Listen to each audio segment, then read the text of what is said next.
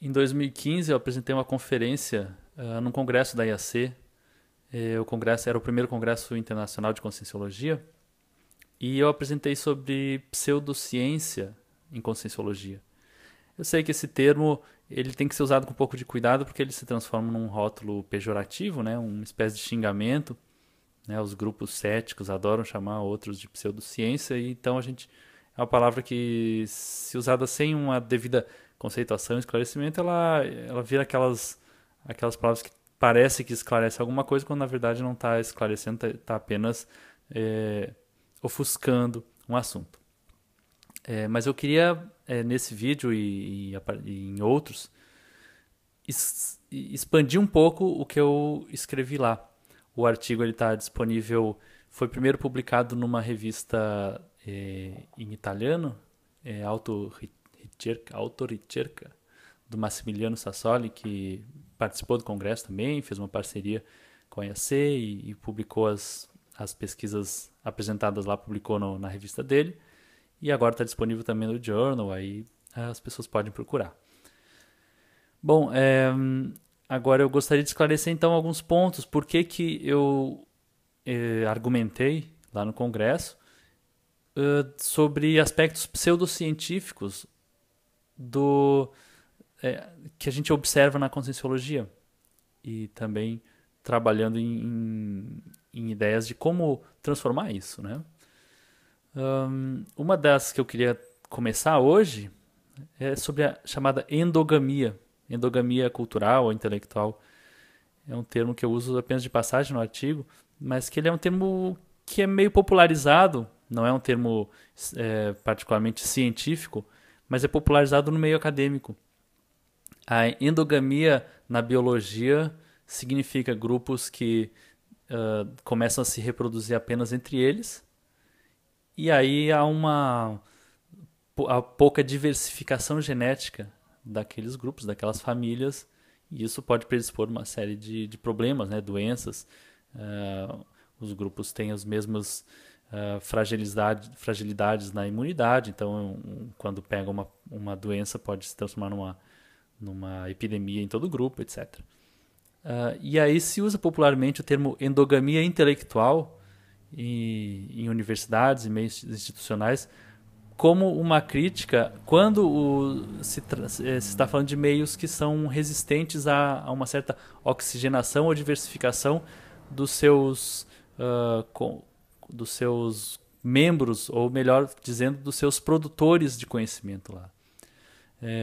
Existem universidades até que estabelecem, por exemplo, um percentual mínimo que eles precisam de acadêmicos de outras instituições.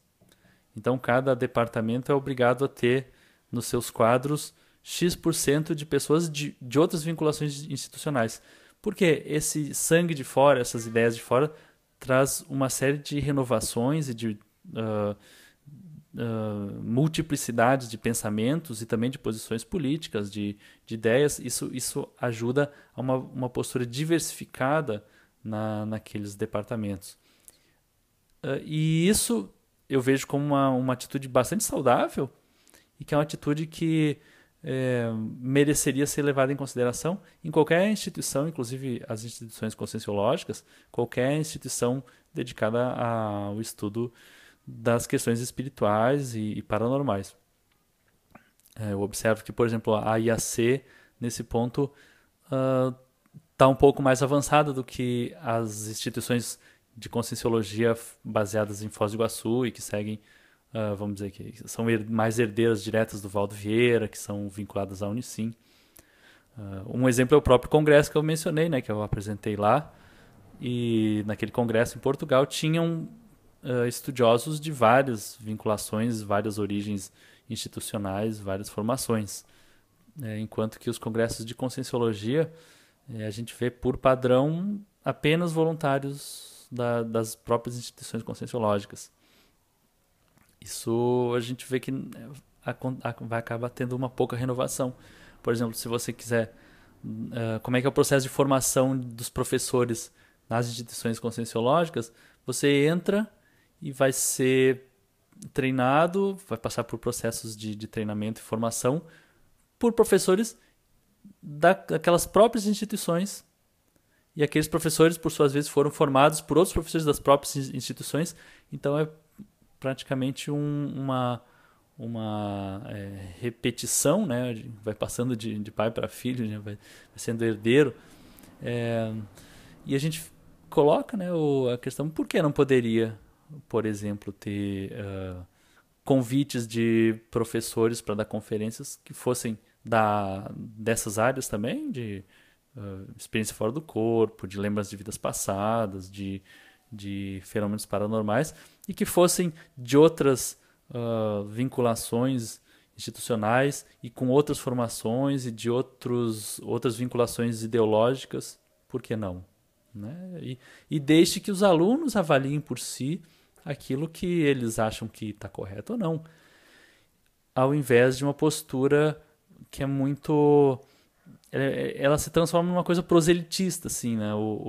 A pessoa, ela não entra na conscienciologia para agregar com a sua formação.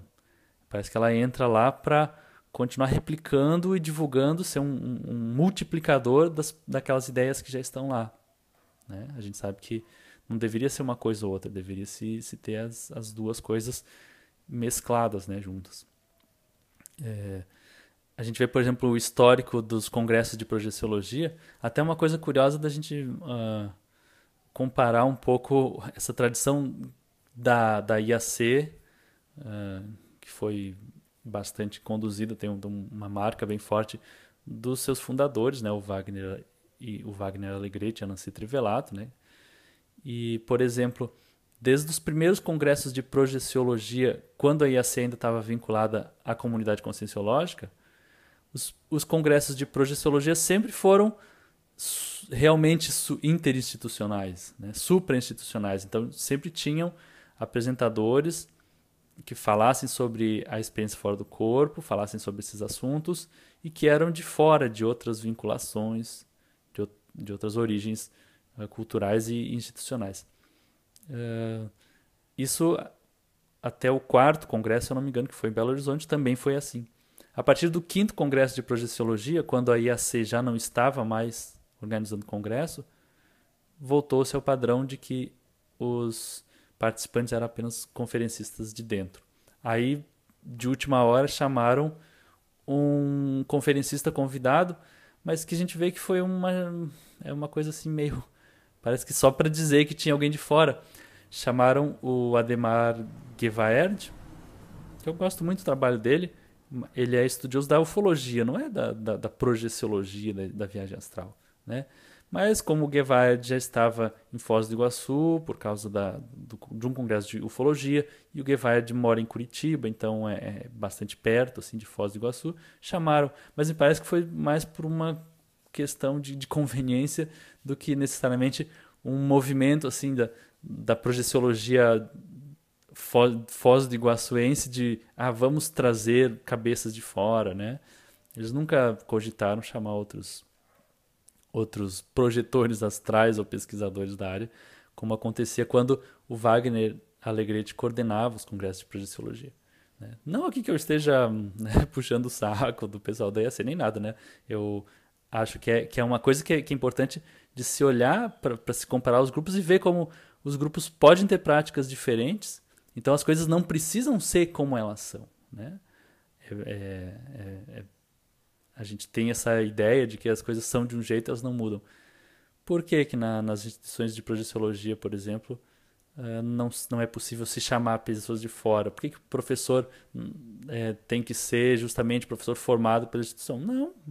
Convida um professor de fora para dar uma aula, dar uma palestra. E os alunos vão começar a avaliar a qualidade e a diferença, né? Ao invés de obrigar os alunos a estar sempre recebendo a mesma nutrição intelectual, mesmas ideias, mesmos esquemas e tal.